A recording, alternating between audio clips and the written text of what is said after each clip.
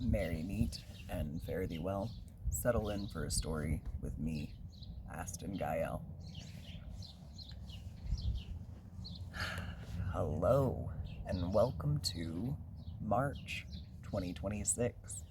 This is your daily collective reading for Sunday, March the 1st. If you are not following the magic shop on BlueSky, the link is in the description box down below.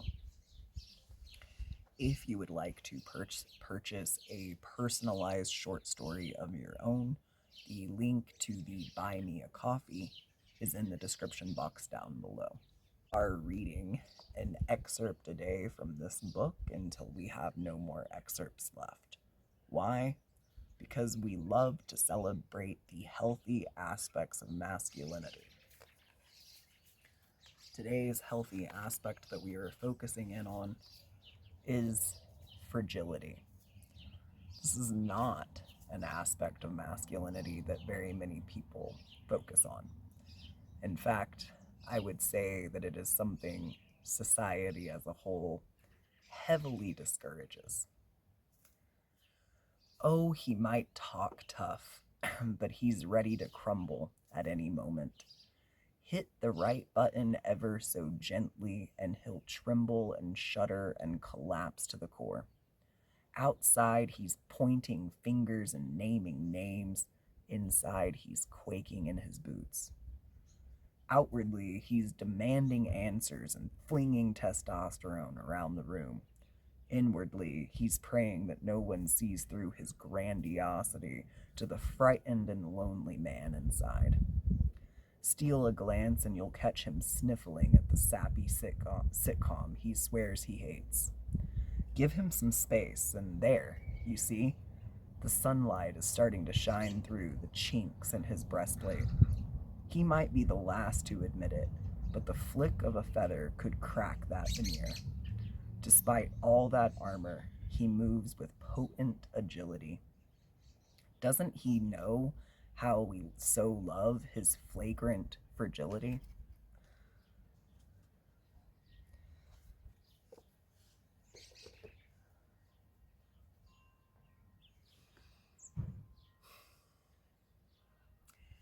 Outside of Costco the other day, a person was parked next to my partner's car a little bit sideways. Their tail end was in our parking space. They weren't there when we pulled in, so they showed up sometime while we were in the store. Now, they had their windows cracked just a bit, and when we walked up, I was complaining about a person who didn't crack their windows for their dog, and it was in there whining and whimpering. And he started complaining about the person who couldn't park. Now, that man heard him complaining about his shitty parking skills, and I guarantee that triggered his need to be boisterous right then. But he waited. He waited to yell at my partner when, not once, but twice, the car door, our car door, hit his car door. And he yelled out the window, "You hit my car twice, bro!" Now, my partner has never backed down from a fight in his life whenever it's been brought to him. Uh, but he's definitely a bit older now, and at this point isn't up for an actual fist fight. But it doesn't mean that he's lost that fucking fire within. But rather than meeting this man's aggression with aggression, he just yelled back, "I'm fucking sorry. I had to get my cooler in my car." He met his illogic with logic, and the guy just whispered under his breath, "Whatever, motherfucker." Now, look, I think this guy worked at Costco because he would not roll down his windows, he would not get out of the car, he was probably in his uniform already.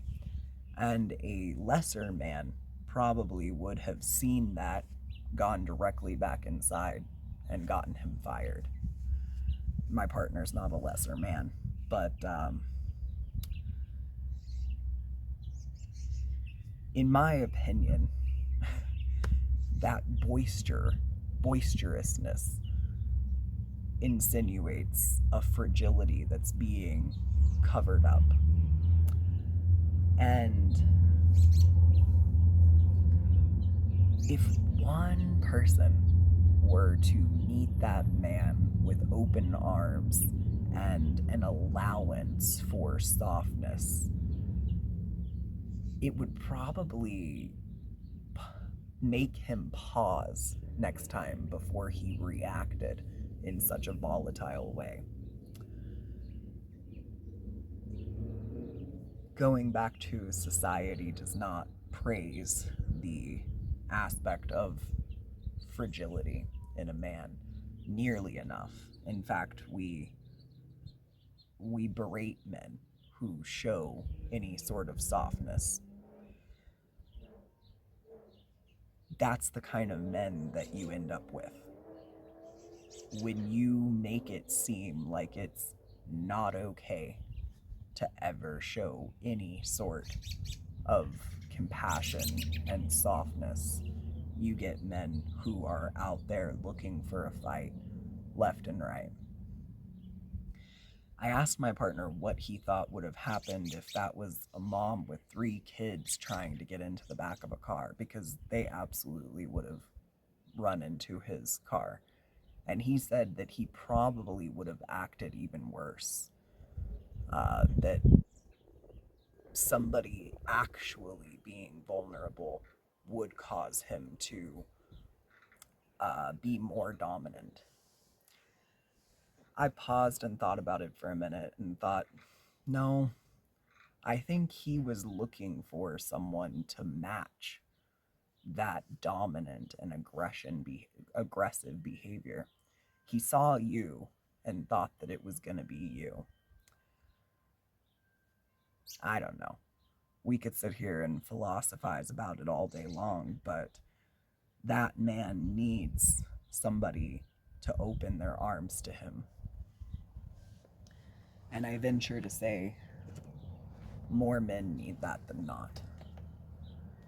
So, go hug your grandpa and text your dad and ask him what Netflix show he's enjoying. Allow the men in your life to be soft. It helps the whole world. Tell me about the characters in today's story. That is too many. We can't have a story with 15 characters.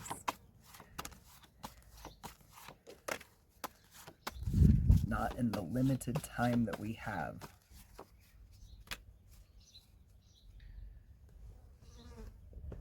Alright, our main character today is the Delulu. The Fool in the Rider-Waite deck is the epitome of masculine energy that is rooted in fragility. This person has no idea what awaits at the bottom of that cliff, but they are jumping anyways. This dog is excitedly following behind them, and their posture is a very heart-forward posture. They are being guided by something that's not rooted in logic.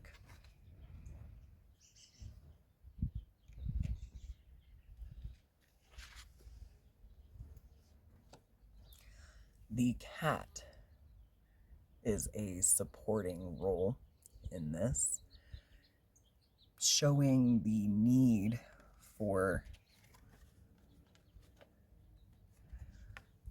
boundaries to counteract this blindly loyal energy of the dog. And the mood in the reverse, which in the Rider-Waite deck is the Death card, shows that if boundaries are properly implemented, this fragile energy is not going to lead to death. I don't think that men believe vulnerability is going to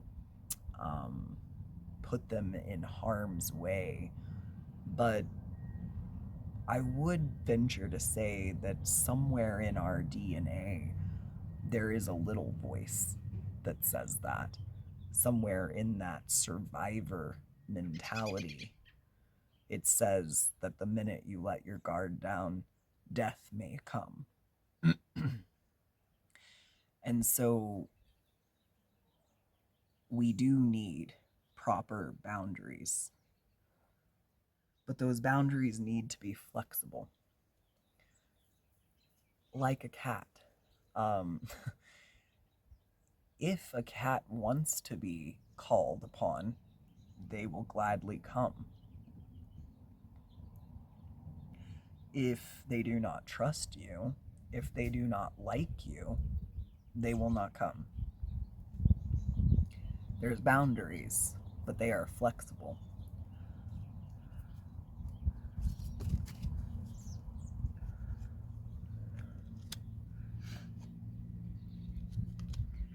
Okay, so this Delulu, this full energy, very, very well, very fit, very capable. nothing wrong with their physical body. And they are on a journey to find fulfillment. Could be in matters of the heart. So returning to having an open heart and being capable of vulnerability. They are setting out on a journey to find a partner, and this may not be the first time. But this time around, they have some stipulations. And I'm not talking about this person needs to have brown hair and they need to be able to cook insert favorite meal here, and they need to only have friends that I would like, and their special interests need to not be something that I consider stupid, etc., etc. No, this list, these stipulations are more based on how the person is going to make him feel, them feel, the masculine energy in this story. These stipulations are based on past encounters that left them unwell. They have restored themselves back to health, this nurse in the reverse. But in the past, they reached a 10 of Wands, a state of physical, emotional, mental, spiritual burnout, due to the fact that they chose partners that did not see them, did not care for them, did not allow them to be safe, to be soft. This new love is going to make them feel like when the ice cream man was driving down the street when they were little. When you hear that tinkling noise and your mom says, "It's okay, you can grab some of your allowance and go grab yourself a cone." That's what they want this new love to feel like. Unabashed joy. Give me a clarifier for the Fool.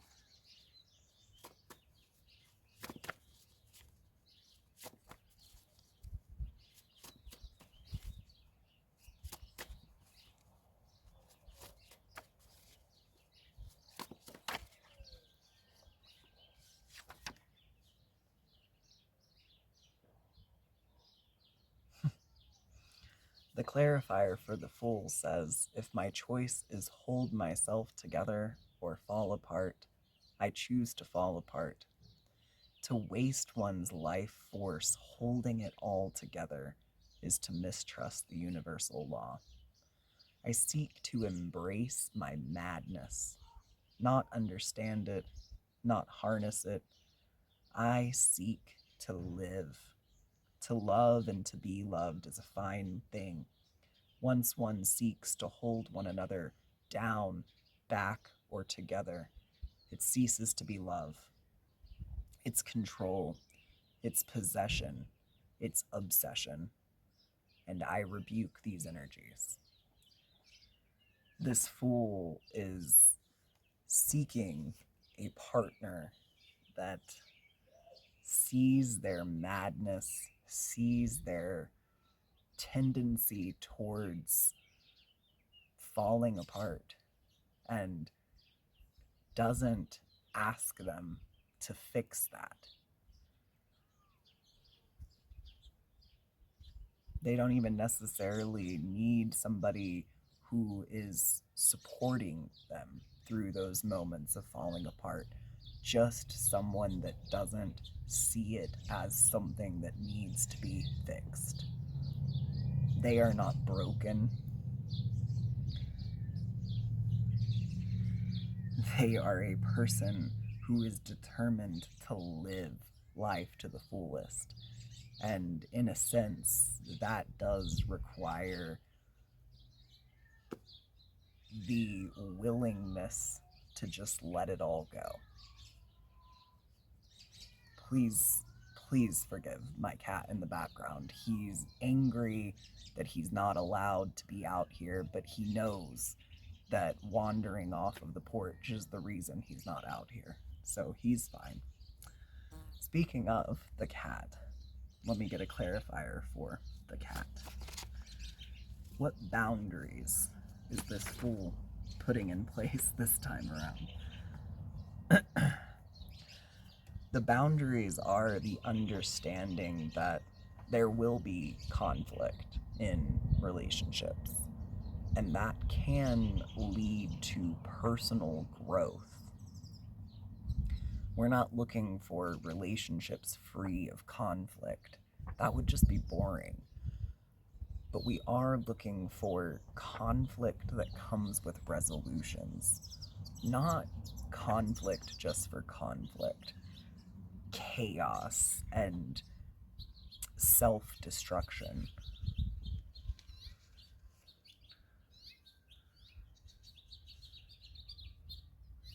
Another boundary that this Fool is putting in place is putting themselves out there as they are and letting people know that that's who they are and they aren't going to change. Not in a I'm rigid and stuck in my ways and I like it that way. In a I'm not going to change because you think I should change. If our conflict leads to my growth, I welcome that change. That is self-actualization. That is moving me forward in life. But if you don't like who I am when you meet me, that's okay. Move along and find someone that you do like. Because taking an interest in my aesthetic, but needing to change my personality, is not appropriate. Vice versa, taking an interest in my personality, but needing to change the way that I present to the world so that you're not embarrassed around your friends, also not appropriate.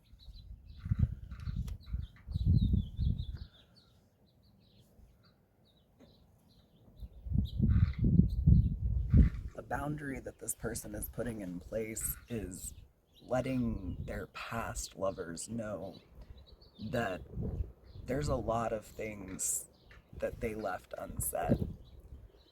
And if they would like to know those unsaid things,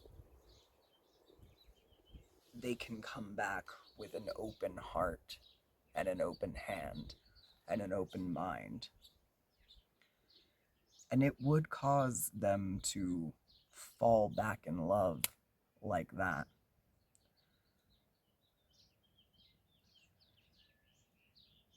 But again, what you see is what you get.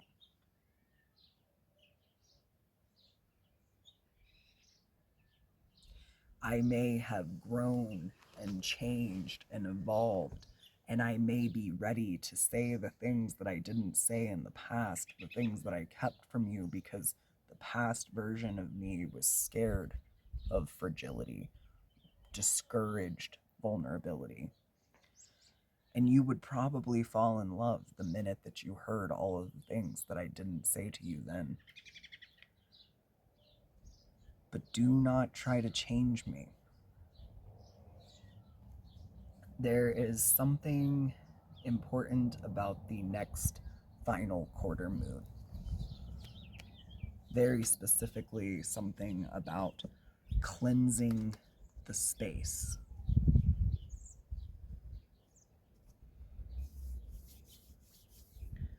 I'm going to get a clarifier on the death through bibliomancy.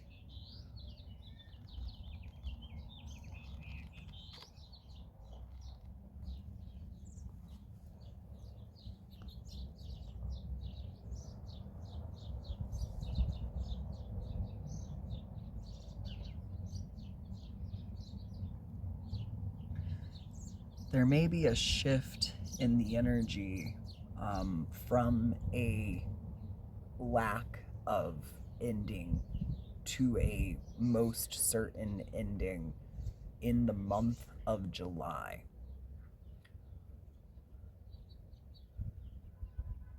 So from January of 2026 to July of 2026, this Fool is in a creative, a building energy. It's building, building, building, building.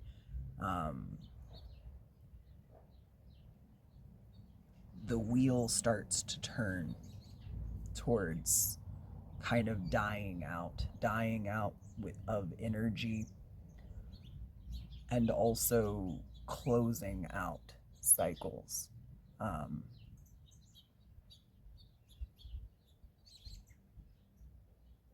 So keep that in mind.